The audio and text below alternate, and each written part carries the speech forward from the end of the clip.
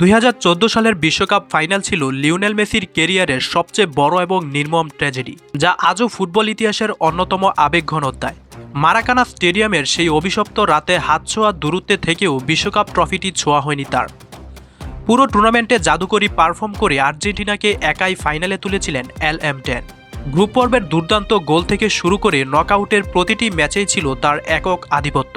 কিন্তু জার্মানির বিপক্ষে ফাইনালে গঞ্জালো হিগুয়েনের অবিশ্বাস্য মিস আর অতিরিক্ত সময়ের 112 মিনিটে মারিও গোটেসের সেই একটিমাত্র গোল মেসির কোটিভক্তের স্বপ্ন চূর্ণবিচূর্ণ করে দেয়। ম্যাচ শেষে টুর্নামেন্ট সেরার গোল্ডেন বল পুরস্কারটি যখন বিষণ্ণমুখে মেসি গ্রহণ করেছিলেন, তখন তার শূন্য দৃষ্টি বলে দিচ্ছিল এই ব্যক্তিগত অর্জনের কোনো মূল্যই নেই তার কাছে।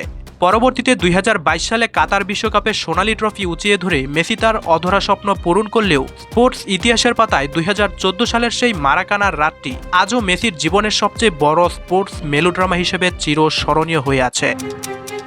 2022 সালের পর এবার 2026 বিশ্বকাপেও কি শেষবারের মতো মেসির মুখে হাসি দেখতে পারবে ফুটবল বিশ্ব, তা সময়ই বলে দিবে।